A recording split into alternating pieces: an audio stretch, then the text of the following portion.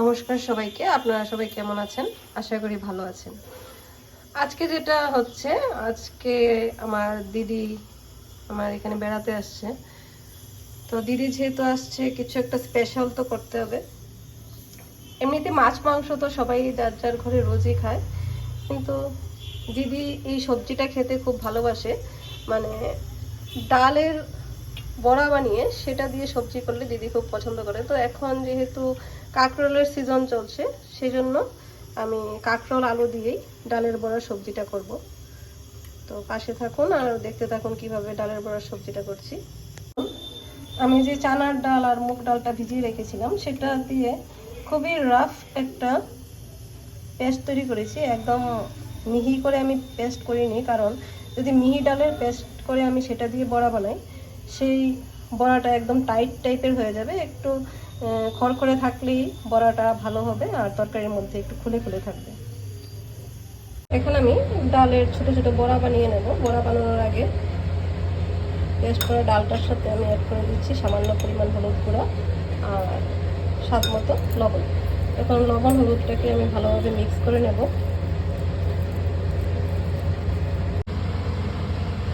ডালের বড়া কড়াইতে তেল দিয়ে রেখেছিলাম। তেলটা বেশ ভালোভাবে গরম হয়ে গেছে। এখন আমি ছোট ছোট করে ডালের বড়াগুলো দিয়ে দিচ্ছি। বিশেষ কোনো শেপ রেখে আমি ডালগুলি দেবো না, কারণ তরকারিতে এবড়ো থেবড়োভাবে থাকলেই দেখতে বেশি ভালো লাগে।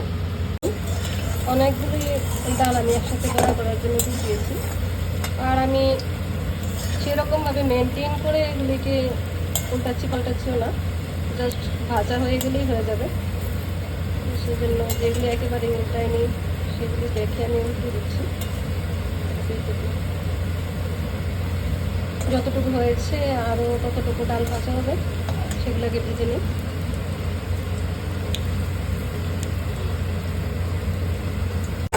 ডালগুলি সবগুলিকে আমি বড়া বানিয়ে নিয়েছি। দেখুন একদম মচমচে বড়া হয়েছে। এখন আমি এই তেলের মধ্যে আলু ভেজে নিচ্ছি।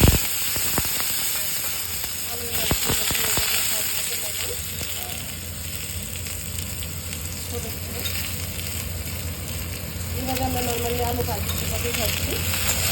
আমি কিন্তু আলু আর কাঁকরোলটাকে একসাথে ভাজছি না। যদি কাঁকরোল আর আলু আমি একসাথে ভাজি, তবে এটা দুটার যেহেতু স্মেলটা আলাদা, ভাজার মধ্যে থেকে দুটাকে একসাথে করে ফেলবে কেমন জানি একটা ফ্লেভারটা অন্যরকম চলে আসে। সেই জন্য আমি আলুটা এবং কাঁকরোলটাকে আলাদা আলাদাভাবে ভাজবো। দেখুন আলুটা বেশ লাল লাল করে ভাজা হয়ে গেছে। এখন আমি আলুটা নামিয়ে নিচ্ছি। একইভাবে আমি কাঁকরোলটাকে ভেজে নিচ্ছি। তেলটাকে দিলাম স্বাদ মতো নুন এবং অল্প একটু হলুদ করে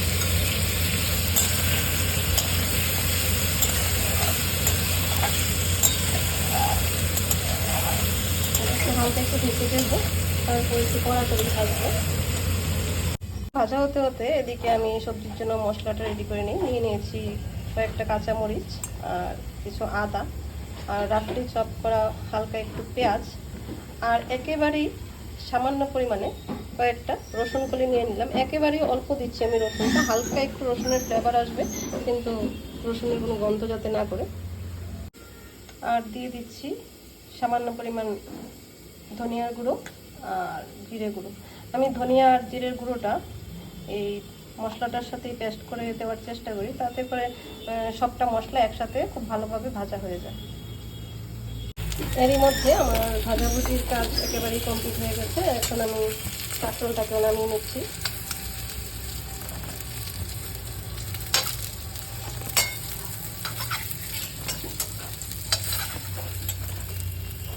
সবজি রান্নার জন্য কড়াইতে তেল দিয়ে দিয়েছি। তেলটা গরম হয়ে গেছে। এখন আমি তেলের মধ্যে দিয়ে দিলাম তেজপাতা আর শুকনো মরিচ। তেজপাতা শুকনো মরিচটাকে হালকা ভেজে নেব।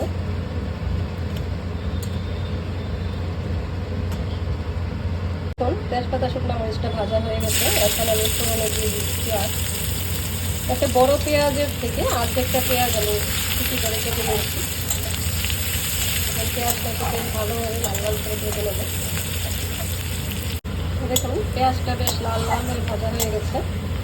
এখন আমি দিয়ে দিচ্ছি এটার মধ্যে আগে থেকে পেস্ট করে রাখা মশলাটা।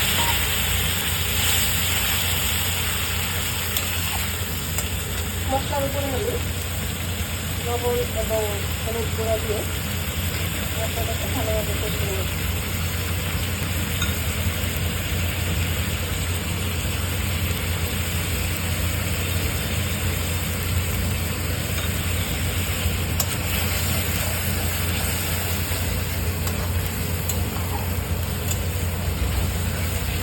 মশলাকে খানিকটা সময় কষাতে হবে।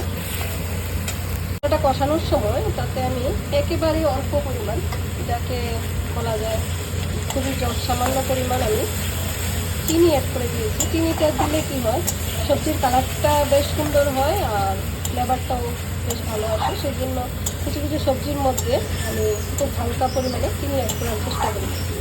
মশলাটা প্রায় কষানো হয়ে গেছে, তেল ছাড়া শুরু করে দিয়েছে। এখন আমি কষানো মশলাটার মধ্যে দিয়ে দিচ্ছি ভেজে রাখা সবজি এবং ডালের যে বড়ি করে রেখেছিলাম সবজিগুলোকে। এই সবগুলোকে একসাথে আমি 2-4 মিনিটের মতো নেড়ে চেড়ে মশলাটার সাথে একটু কষিয়ে নেব। মশলা সবজি বেশ খানিকটা সময় আমি কষিয়ে নিয়েছি। এখন আমি সবজিটার মধ্যে জল দিয়ে দিচ্ছি। বেশি জল দিইনি, ডালটা যখন এই জলের সাথে মিশবে তখন একটু অবজার্ভ করে নেবে। জল কিন্তু আমি বেশি পরিমাণে দিইনি, এটা মোটামুটি সবজিটা গা মাখা টাইপের হবে। আর যে জলটা দেওয়া আছে সেটা কিন্তু এই যে ডালের বড়িগুলি আছে সেগুলি অ্যাবজর্ব করে নেবে। তো খানিকটা সময় একটু ফুটতে দিই সবজিটাকে বেশ খানিকটা সময়ের জন্য আমি ঢেকে দিয়েছিলাম। দেখুন একেবারে দারুণভাবে সিদ্ধ হয়ে গেছে। দেখুন ঝোলটাও বেশ শুকিয়ে গেছে আর ডালের বড়াগুলিও ফুলে ফুলে উঠেছে। রান্না মোটামুটি কমপ্লিট। এখন আমি দিয়ে দিচ্ছি সামান্য পরিমাণ গরম মশলা।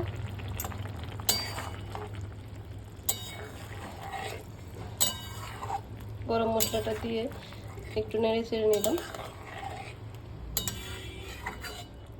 এখন আমি গ্যাসের ফ্লেমটা অফ করে দিচ্ছি। রান্নাটা একেবারে কমপ্লিট হয়ে গেছে। 2-4 মিনিট ঢাকা দিয়ে রেখে দেবো, তারপর নামিয়ে নিলেই ব্যাস হয়ে গেল। দেখুন কাঁকরোল দিয়ে ডালের বড়ার সবজিটা একেবারে রেডি হয়ে গেছে। এখন আবার কেউ কেউ আমাকে বলতে পারেন যে দিদি এসছে ছোট বোনের বাড়িতে বেড়াতে, তো দিদিকে কি কেবলমাত্র এই কাঁকরোল ডালের বড়ার সবজি দিয়েই খাওয়াবো? ঠিক তেমনটা নয়।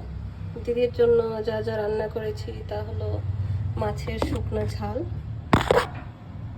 পটল ভাজি, ডাল আর বাঁশকরলের একটা সবজি আছে। বেশ এটুকুই। ছোটো বোনের বাড়িতে বড় বোন আর কী খাবে। যাই, অনেকটা দেরি হয়ে গেছে, এখন দিদির আসারও সময় হয়ে গেছে। তো নিত্য নতুন বিভিন্ন ধরনের রেসিপি পেতে আর আমার বিভিন্ন ভিডিও দেখতে অবশ্যই আমাকে সবসময় ফলো করতে থাকুন। Thank you so much.